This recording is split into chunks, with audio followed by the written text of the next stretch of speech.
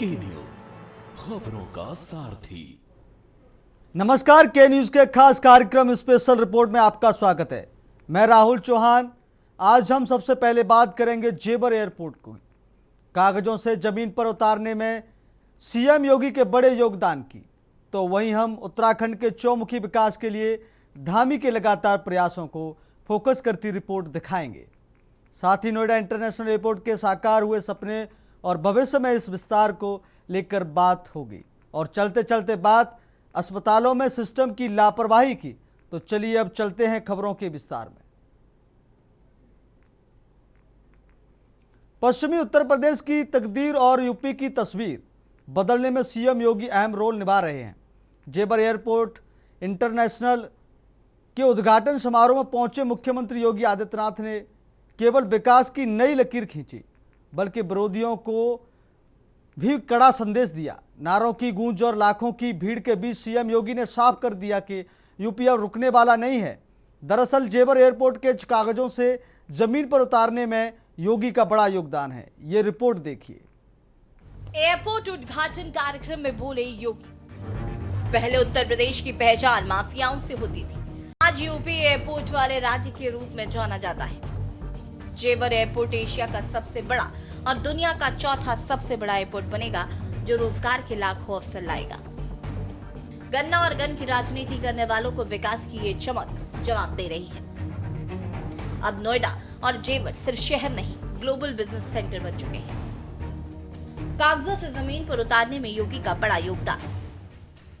जेवर की धरती पर पैर रखने की जगह नहीं थी, चारों तरफ केसरिया साफा और विकास की उम्मीदें।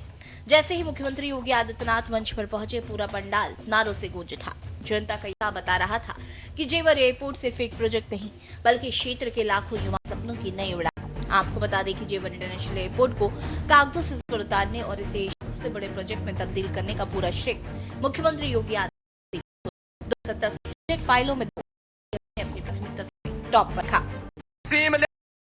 Smart and airport, aviation fuel form, in flight kitchen facility, MRO के साथ ही आधुनिक डिजिटल और ऊर्जा संरक्षण पर केंद्रित ईज ऑफ जर्नी की संकल्पना के मार्गदर्शन में आज यह एयरपोर्ट साकार करने की दिशा में आगे बढ़ रहा है। डेडिकेटेड मल्टी मॉडल कार्गो होने से अब उत्तर प्रदेश लैंडलॉक्ड की लिमिटेशन से बाहर निकलकर एक लैंडमार्क ग्रोथ के साथ ग्लोबल मार्केट तक अपनी पहुंच को आसान बनाने में सफल होगा। उत्तर प्रदेश के अंदर जो पोटेंशियल था, उस पोटेंशियल को आज इस नोएडा इंटरनेशनल एयरपोर्ट और इसके साथ जुड़ रही ये तमाम प्रकार की सुविधाएं एक नई ऊंचाई तक पहुंचाने में निर्णायक भूमिका का निर्वहन करेगा। मान्यवर, आपने हमेशा से हम सबको एक मार्गदर्शन दिया है कि जो भी करना है, बड़ा करना है, बड़ा सोचना है और बड़ा बनने की दिशा में उसे अग्रसर करना है। ये इंटरनेशनल एयरपोर्ट जिसके निर्माण की दिशा में ज्यूरिक इंटरनेशनल एयरपोर्ट ने अपनी भूमिका का निर्वहन किया।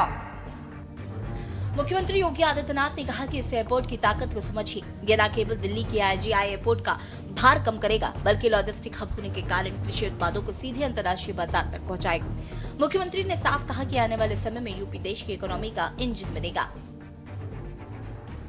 लेकिन यहाँ के अन्नदाता किसानों के प्रति भी आभार व्यक्त करते हैं, जिन्होंने यहां पर इंटरनेशनल एयरपोर्ट के निर्माण की दिशा में, जहां पर पहले तमाम प्रकार के आंदोलन चलते थे, उनके साथ डायलॉग बनाने के साथ ही जब किसानों को समयबद्ध मुआवजा और पुनर्वास के कार्यक्रम के साथ जोड़ा गया, तो आज 13,000 एकड़ लैंड नोएडा इंटरनेशनल एयरपोर्ट के लिए यहां के अन्नदाता किसानों ने यहां पर उपलब्ध करवाने में भी अपना योगदान किया है। और इसके लिए मैं यहां के अन्नदाता किसानों को विशेष रूप से हृदय से धन्यवाद दूंगा कि जिन्होंने इस पूरी प्रक्रिया में अपना सकारात्मक योगदान दिया और यहां के जनप्रतिनिधियों के साथ मिलकर के विकास के इस कार्यक्रम को आगे बढ़ाया है। मान्यवर, आपने विकसित भारत की जो संकल्पना पूरे देशवासियों को दी है, उस संकल्पना के साथ आत्मनिर्भर भारत, आत्मनिर्भर उत्तर प्रदेश, विकसित भारत, विकसित उत्तर प्रदेश के लिए इस प्रकार का इंफ्रास्ट्रक्चर ये आज की आवश्यकता है। और उस आवश्यकता के अनुरूप वह बड़ा करने के लिए अभी इसमें एक रनवे प्रारंभ हो रहा है। प्रोजेक्ट में फूंक दी जान। बता दें कि जेवर एयरपोर्ट का प्रस्ताव सालों से अटका था। पिछली सरकारों के दौरान केंद्र और राज्य के बीच तालमेल की कमी और राजनीतिक इच्छा शक्ति के अभाव में ये ठंडे बस्ते में था। 2017 में सत्ता संभालते ही योगी आदित्यनाथ ने इसे मिशन मोड पर लिया और केंद्र सरकार के साथ मिलकर सभी क्लियरेंस रिकॉर्ड समय से पूरे कराए। उन्होंने ज्यूरिख एयरपोर्ट इंटरनेशनल एजी जैसी वैश्विक कंपनी को टेंडर प्रक्रिया के जरिए जोड़कर अंतर्राष्ट्रीय गुणवत्ता सुनिश्चित की। वहीं कोरोना काल की चुनौतियों के बावजूद निर्माण कार्य को रुकने नहीं दिया। वे खुद समय समय पर जेवर का दौरा कर ग्राउंड जीरो पर समीक्षा करते रहे। मुख्यमंत्री योगी आदित्यनाथ ने जेवर के मंच से ये साफ संदेश दिया है कि 2027 के लक्ष्य और विकसित भारत के संकल्प में उत्तर प्रदेश की भूमिका सबसे बड़ी होने वाली है। ये एयरपोर्ट सिर्फ ईंट पत्थर की इमारत नहीं, बल्कि सीएम योगी के उस न्यू उत्तर प्रदेश का जीता जागता सबूत है जो अब ग्लोबल मैप पर चमकने को तैयार है। स्पेशल डेस्क के न्यूज इंडिया। उत्तराखंड में सीएम धामी के रूप में सजग नेतृत्व देवभूमि के लिए वरदान साबित हो रहा है। उत्तराखंड के विकास को नई ऊंचाई देने के लिए मुख्यमंत्री पुष्कर सिंह धामी एक बार फिर एक्शन मोड में हैं। हाल ही में दिल्ली के दौरे पर रहे सीएम धामी ने प्रधानमंत्री नरेंद्र मोदी से मुलाकात कर राज्य की प्रगति का पूरा रोड मैप साझा किया। हरिद्वार कुंभ 2027 की भव्यता से लेकर उत्तराखंड की ग्लोबल बैंडिंग डेस्टिनेशन बनाने तक इस मुलाकात में भविष्य के उत्तराखंड की एक सशक्त तस्वीर दिखाई दी। आइए देखते हैं हमारी ये रिपोर्ट। जनता के हितों के लिए सजग धामी, उत्तराखंड को दुनिया के नक्शे पर विवाह पर्यटन का केंद्र बनाने की रणनीति। हरिद्वार में होने वाले आगामी कुंभ की दिव्य और भव्य तैयारियों पर फोकस। रेल और सड़क परियोजनाओं की प्रगति की चिंता। सजग नेतृत्व से जनता को मिल रहा लाभ। उत्तराखंड के युवा मुख्यमंत्री पुष्कर सिंह धामी का लक्ष्य स्पष्ट है, विकसित उत्तराखंड। इसी के तहत दिल्ली में प्रधानमंत्री मोदी के साथ हुई उनकी उच्च स्तरीय बैठक राज्य के लिए मील का पत्थर साबित होने वाली है। आपको बता दें कि सीएम पुष्कर सिंह धामी ने पीएम को उत्तराखंड की प्रगति से रूबरू कराया और भविष्य की योजनाओं के लिए उनका मार्गदर्शन प्राप्त किया। बताया जाता है कि प्रधानमंत्री के वेड इन इंडिया आह्वान को साकार करने के लिए सीएम धामी ने उत्तराखंड को ग्लोबल वेडिंग डेस्टिनेशन के रूप में विकसित करने की पूरी कार्ययोजना पेश की है। मुख्यमंत्री का मानना है देवभूमि की प्राकृतिक सुंदरता और आध्यात्मिक वातावरण इसे दुनिया का सबसे पसंदीदा विवाह स्थल बनाएगा, जिससे स्थानीय रोजगार में जबरदस्त उछाल आएगा। उत्तराखंड के बुनियादी ढांचे का कायाकल्प। धामी के नेतृत्व में केंद्र और राज्य के बीच डबल इंजन की गति साफ दिखती है। ऑल वेदर रोड और ऋषिकेश कर्णप्रयाग रेल लाइन जैसी परियोजनाओं के सीएम खुद निरंतर मॉनिटरिंग करते हैं ताकि दुर्गम क्षेत्रों तक कनेक्टिविटी समय पर पहुंचे। हरिद्वार कुंभ 2027 के लिए अभी से 500 करोड़ की सहायता और बुनियादी ढांचे की तैयारी करना उनकी एडवांस प्लानिंग को दर्शाता है। तैयारी साल 2027 के हरिद्वार महाकुंभ की भी है। सीएम धामी ने स्पष्ट किया कि उनकी सरकार कुंभ को अब तक का सबसे भव्य और सुरक्षित आयोजन बनाने के लिए प्रतिबद्ध है। इसके लिए केंद्र से विशेष सहयोग और बुनियादी ढांचे के विकास पर विस्तृत चर्चा हुई। बता दें कि राजनीतिक गलियारों में धामी की तेजी की चर्चा जोरों पर है। रेल हो या सड़क, केदारनाथ धाम का पुनर्निर्माण हो या ऋषिकेश कर्णप्रयाग रेल लाइन, हर परियोजना पर मुख्यमंत्री खुद नजर रखते हैं। उनकी यही सजगता धरातल पर दिख रही है, जिसका सीधा लाभ उत्तराखंड की 1.25 करोड़ जनता को मिल रहा है। कि हमने पिछले 4 सालों में उत्तराखंड की जनता ने हमें हमारे प्रधानमंत्री श्री नरेंद्र मोदी जी के नेतृत्व में पहली बार राज्य के अंदर एक परिपाटी थी, एक मिथक था कि हर बार सरकार बदल जाती है। उत्तराखंड की जनता ने ये मिथक तोड़ा, ये परिपाटी बदली और लगातार हमको सरकार में दूसरी बार लाकर काम करने और सेवा करने का अवसर प्रदान किया। हमने भी आदरणीय प्रधानमंत्री जी की प्रेरणा से उत्तराखंड के हर एक क्षेत्र तक समेकित रूप से यानी समान भाव से काम हो, समान रूप से विकास हो, विकास की गंगा हर जगह पहुंचे। और ये संकल्प लेकर हम पहले दिन से लगातार आगे बढ़े हैं। उसका परिणाम आया भी है कि आज उत्तराखंड हर क्षेत्र में, चाहे वो सतत विकास के लक्ष्यों को प्राप्त करना हो, चाहे निर्यात सूचकांक हो, या पूरे देश के अंदर फाइनेंशियल डिसिप्लिन बनाने वाला राज्य हो, बजट सरप्लस हो, प्रति व्यक्ति आय बढ़ना हो, विद्युत उत्पादन बढ़ना हो, कृषि या मत्स्य के क्षेत्र में अच्छा काम करना हो, पर्यटन के क्षेत्र में अच्छा काम करना हो, मोस्ट फिल्म फ्रेंडली अवार्ड मिलना हो, या समान नागरिक संहिता जैसे कानून राज्य के अंदर पूरे देश में सबसे पहले लागू करना हो। ऐसे अनेक ऐतिहासिक निर्णय लेकर हमने उत्तराखंड की जनता की जो भावना है उसको आगे बढ़ाने का काम किया है। हमारा एक एक पल और एक एक क्षण देवभूमि उत्तराखंड के जनगण मन को समर्पित है और आने वाले समय में उत्तराखंड हमारा हिंदुस्तान का श्रेष्ठ राज्य बने, अग्रणी राज्य बने, ये हमारा संकल्प है। और ये संकल्प हमारा विकल्प रहित है। इसको जब तक हम पूरा नहीं कर लेंगे, उत्तराखंड के हर व्यक्ति तक विकास नहीं पहुंचा देंगे, सीमांत क्षेत्र, दूर दराज क्षेत्र तक जब तक शासन और हमारी सेवा के काम नहीं पहुंच जाएंगे, तब तक हम चैन से नहीं बैठेंगे। सजग नेतृत्व और सुशासन से जनता में लोकप्रिय। मुख्यमंत्री पुष्कर सिंह धामी का नेतृत्व केवल प्रशासनिक नहीं बल्कि सजग और संवेदनशील शासन का एक आधुनिक मॉडल बनकर उभरा है। उनके नेतृत्व को सजग कहने के पीछे कई ठोस आधार और उनके द्वारा लिए गए क्रांतिकारी निर्णय हैं। धामी सरकार ने ऐसे निर्णय लिए हैं जो दशकों से लंबित थे या जिन्हें लेने में राजनीतिक संकोच किया जाता था। बता दें कि मुख्यमंत्री पुष्कर सिंह धामी ने शासन को देहरादून के कमरों से निकालकर पहाड़ों के दूरस्थ गाँवों तक पहुँचाया है। सरलीकरण, समाधान और विस्तारण, ये उनका मूल मंत्र है। उन्होंने अधिकारियों को स्पष्ट निर्देश दिए हैं कि जनता की फाइलों को अटकाया न जाए। बता दें कि सीएम धामी ने 1064 एंटी करप्शन ऐप के माध्यम से सीधे आम जनता को सशक्त किया। पिछले कुछ सालों में 150 से अधिक भ्रष्ट अधिकारी और कर्मचारी सलाखों के पीछे भेजे गए। दरअसल केंद्र और राज्य के बीच का ये तालमेल उत्तराखंड में विकास की नई इबारत लिख रहा है। मुख्यमंत्री धामी की सक्रियता बताती है कि आने वाले समय में उत्तराखंड न केवल पर्यटन बल्कि इंफ्रास्ट्रक्चर के मामले में भी नए कीर्तिमान स्थापित करेगा। स्पेशल डेस्क के न्यूज इंडिया। उत्तर प्रदेश के विकास की रफ्तार को नए पंख लग गए हैं। प्रधानमंत्री नरेंद्र मोदी ने दिल्ली एनसीआर के दूसरे सबसे बड़े अंतर्राष्ट्रीय हवाई अड्डे नोएडा इंटरनेशनल एयरपोर्ट के पहले चरण का उद्घाटन किया। आपको बता दें कि यह सिर्फ एक एयरपोर्ट नहीं बल्कि पश्चिम उत्तर प्रदेश की किस्मत बदलने वाला एक बड़ा इकोनॉमिक हब है। एयरपोर्ट के पहले चरण के स्वरूप और भविष्य की रूपरेखा पर हमारी यह खास रिपोर्ट देखिए। क्षमता और भविष्य का विस्तार। पहले चरण में हर साल 1 करोड़ 2 लाख यात्रियों की आवाजाही का अनुमान। पूरी परियोजना पर करीब 30,000 करोड़ खर्च होने की उम्मीद। 2050 तक इसे 4 चरणों में विस्तार दिया जाएगा। यहाँ 6 रनवे होंगे और क्षमता बढ़कर 7 करोड़ यात्री प्रतिवर्ष हो जाएगी। तारीख 28 मार्च 2026, समय सुबह के 11:30 बजे। जेवर की धरती पर जब प्रधानमंत्री मोदी ने कदम रखा तो नए इतिहास की शुरुआत हुई। पीएम ने सबसे पहले भव्य टर्मिनल भवन का बारीकी से निरीक्षण किया। ठीक 12:20 पर रिबन कटा और जेवर का ये इंटरनेशनल गेटवे आधिकारिक तौर पर दुनिया के नक्शे पर आ गया। यूपी 5 इंटरनेशनल एयरपोर्ट वाला देश का पहला राज्य। आपको बता दें कि दिल्ली के इंदिरा गांधी इंटरनेशनल एयरपोर्ट पर बढ़ते दबाव को कम करने के लिए बनाया गया ये एयरपोर्ट आधुनिकता और सुगमता का बेजोड़ संगम है। पहले चरण के पूरा होने के बाद अब उत्तर प्रदेश 5 इंटरनेशनल एयरपोर्ट वाला देश का पहला राज्य बन गया है। पहले चरण में कितना निर्माण? एक 3900 मीटर लंबा रनवे जो आधुनिक सुविधाओं से लैस है।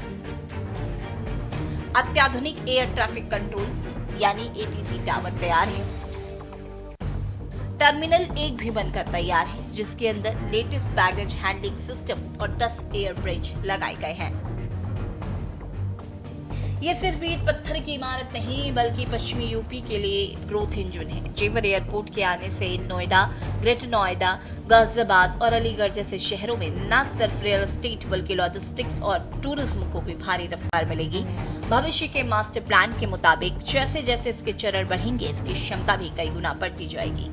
आपको बता दें कि नोएडा इंटरनेशनल एयरपोर्ट की कहानी 25 साल पुरानी है। साल 2001 में राजनाथ सरकार ने पहली बार जेवर में एक ग्रीनफील्ड इंटरनेशनल एयरपोर्ट और एविएशन हब की परिकल्पना की थी। हालांकि उसके बाद राजनीतिक कारणों और केंद्र राज्य के बीच तालमेल की कमी से ये प्रोजेक्ट सालों तक पाइपलाइन में फंसा रहा।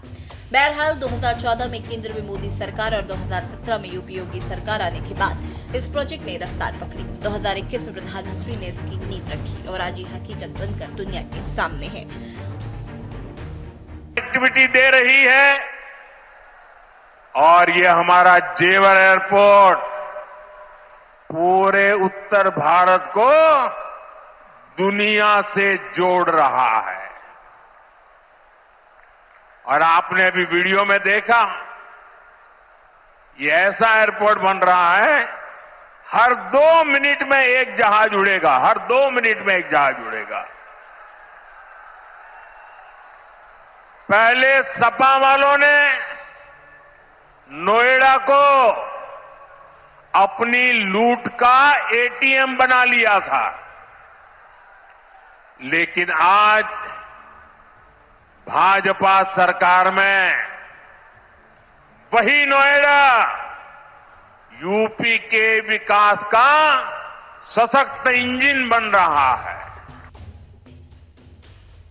मल्टी मॉडल कनेक्टिविटी, हर रास्ते से पहुंच। जेवर एयरपोर्ट की सबसे बड़ी खासियत इसकी कनेक्टिविटी है। इसे सीधे यमुना एक्सप्रेसवे और दिल्ली मुंबई एक्सप्रेसवे से जुड़ा है।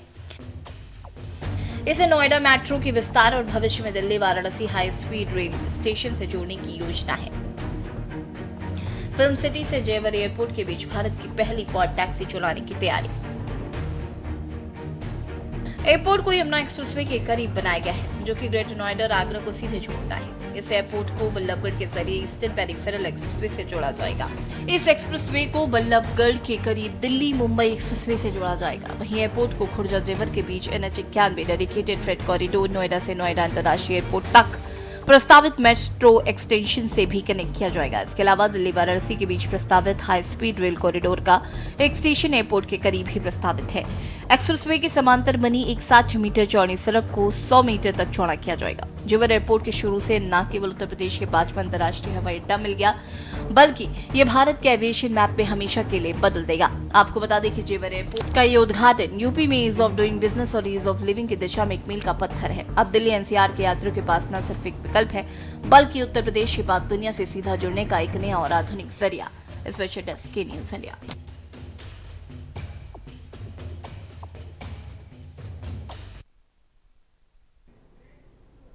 अब वो वक्त हो गया छोटे से ब्रेक का। ब्रेक के बाद फिर हाजिर होंगे। खबरों का सारथी। ब्रेक के बाद फिर आपका बहुत स्वागत है स्पेशल रिपोर्ट में। जरा सोचिए, आप बीमार हैं, आप अस्पताल जाते हैं, लेकिन वहां आपको एक्सरे की रिपोर्ट नहीं मिलती, कागज नहीं बल्कि मोबाइल पर फोटो थमा दी जाती है। डॉक्टर भी मजबूर हैं, स्क्रीन पर देखकर इलाज कर रहा है। अगर इलाज में गड़बड़ी हो जाए और आपको पता चले कि जिस डॉक्टर पर आपने भरोसा किया वो असली डॉक्टर ही नहीं था, एक झोला छाप था जो आपकी ज़िंदगी से खेल रहा था, और अगर उसके बाद भी सिस्टम नहीं जागता तो जाहिर है ये गंभीर स्थिति है। बहरहाल कुछ ऐसे ही मामलों पर हमारी ये रिपोर्ट देखिए। सेवाएं लापता, सिस्टम बेनकाब, मोबाइल से इलाज, ये कैसा अस्पताल? झोला छाप का खेल, मौत का जाल, सड़क गायब, अंतिम सफर बेहाल, करोड़ों खर्च, नतीजा बदहाल। ये तस्वीरें सिर्फ एक जगह की नहीं है, ये तस्वीरें हैं उस सिस्टम की जहां करोड़ों खर्च होने के बाद भी इलाज अधूरा रह जाता है। सोचिए, आप अस्पताल पहुंचते हैं उम्मीद लेकर, भरोसा लेकर, लेकिन वहां न मशीन ठीक से काम कर रही है, न आपको आपकी रिपोर्ट मिल रही है।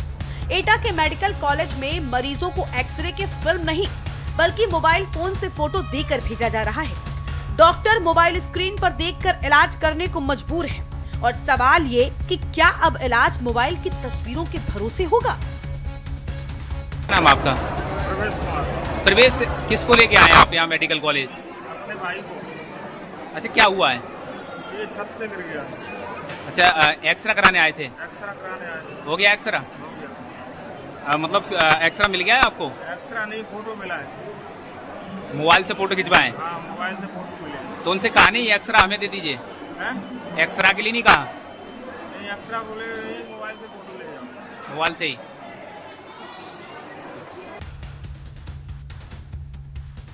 और अब ये तस्वीर जहां लापरवाही सीधे मौत में बदल गई। सोचिए, आप अपने अपनों को इलाज के लिए अस्पताल ले जाते हैं, डॉक्टर पर भरोसा करते हैं, सिस्टम पर भरोसा करते हैं, लेकिन बाद में आपको पता चलता है कि जिसने आपका ऑपरेशन किया दरअसल वो असली डॉक्टर ही नहीं था। कौशाम्बी में एक महिला की जान चली गई। आरोप है गलत ऑपरेशन का, आरोप है झोला छाप पर गलत ऑपरेशन करने का, जिसके बाद लगातार हालत बिगड़ती गई। परिजन सड़क पर उतर आए, चक्का जाम हुआ, लोगों का गुस्सा फूटा। लेकिन सबसे बड़ा सवाल, आखिर ये फर्जी डॉक्टर किसकी शह पर खुलेआम लोगों की जान से खेल रहे हैं? तुरंत इसको यहाँ पर रिफर करते हैं, फिर यहाँ पे वहाँ पे दुगना चार्ज लेते हैं यहाँ पे, और कोई ढंग का इलाज नहीं करते। सब कोई जितने भी लेडीज केसेस आते हैं, डिलीवरी वाले केसेस आते हैं, वो सब यहीं रिफर मतलब कि प्राइवेट में रिफर कर जाते हैं। वहाँ डॉक्टर यहाँ डॉक्टर लगाता है, वहाँ कर दिया जाता है उनको डॉक्टरों को। बात मामला हमारा है कि 6 तारीख को हम ऑपरेशन बच्चे का यहाँ करवाने आए थे, बोला है करवा दिए हैं। यहाँ ऑपरेशन जो है गलत कर दिए हैं प्रभा हॉस्पिटल में। किस तरीके से गलत किया गया है? वो जो है जो टाँका लगाने के समय आज जो है सिल दिया गया है 4 जगह से। कैसे पता आपको वहाँ सिल दिया गया? वहाँ इलाहाबाद जब गए हम ना, तो वहाँ अल्ट्रासाउंड और एक्सरा CT स्कैन सब कुछ करवा के हमारे पास इलाहाबाद का है जिनका नाम सरिता देवी है, पत्नी राम सेवक, उम्र लगभग 28 वर्ष है। तो इनको करीब 6 मार्च को कुछ समस्या थी बच्चे जाने वगैरह की, तो इनको परिजन के अस्पताल में यहाँ पर ले आए थे प्रभा हॉस्पिटल में। तो इनको 15 मार्च तक इनका यहाँ इलाज चला। उसके बाद थोड़ा तबियत के सुधरी नहीं, तो इनके परिजन इनको इलाहाबाद ले गए सिटी हॉस्पिटल में। तो आज जानकारी प्राप्त हो रही है कि आज सुबह इनके वहाँ पर इलाज के दौरान मृत्यु हो गई है। तो परिजन उनके डेड बॉडी को आज यहाँ ले आए थे, रख दिए थे। इनकी कुछ मांग थी कि जो इलाज जिसमें लापरवाही बरती गई है, इसमें अस्पताल के खिलाफ कार्रवाई किया जाए और उनको उचित मुआवजा दिया जाए। इस संबंध में सीएमओ साहब की टीम यहाँ पर आई थी और अस्पताल को सीज कर दिया गया है। कौन से अस्पताल को सीज किया गया है? ये प्रभा हॉस्पिटल जो आपके यहाँ दिख रहा है 12 में, कौशाम्बी थाना अंतर्गत, तो इसको सीज कर दिया गया है और जो विधिक कार्रवाई हो रही है इस पर की जा रही है। और अब ये तस्वीर जो सिर्फ लापरवाही नहीं बल्कि सिस्टम की संवेदनहीनता दिखाती है। सोचिए, जब जिंदगी खत्म हो जाए तो इंसान को कम से कम एक सम्मानजनक अंतिम सफर तो मिले, लेकिन यहाँ वो भी नसीब नहीं हुआ। अमरोहा में एक 80 साल के बुजुर्ग की अर्थी कीचड़ और टूटी सड़क के बीच कंधों पर उठा कर ले जानी पड़ी। न रास्ता, न सुविधा, न व्यवस्था। जिंदगी भर सिस्टम ने साथ नहीं दिया और मौत के बाद भी सम्मान नहीं दिया। सवाल सीधा है, क्या विकास सिर्फ कागजों पर है या जमीन पर भी कहीं मौजूद है? 3 तस्वीरें, 3 जिले, लेकिन एक ही कहानी लापरवाही की और सिस्टम की नाकामी की। एटा में इलाज मजाक बन गया, कौशाम्बी में इलाज मौत बन गया और अमरोहा में अंतिम सफर भी सम्मान से न हो पाया। तो सवाल सीधा है, जब अस्पताल भरोसेमंद नहीं, डॉक्टर सही नहीं और सड़कें मौजूद ही नहीं, तो आखिर आम आदमी कहां जाए? करोड़ों का बजट है, बड़े बड़े दावे हैं, लेकिन जमीन पर सब कुछ ध्वस्त है। सवाल वही है कि आम आदमी ऐसी लापरवाही की कीमत अपनी जान देकर कब तक चुकाता रहेगा? सिस्टम आखिर कब जागेगा? जवाब आखिर कौन देगा? ब्यूरो रिपोर्ट, के न्यूज इंडिया। मेरे साथ स्पेशल रिपोर्ट में इतना ही। दीजिए इजाजत, नमस्कार।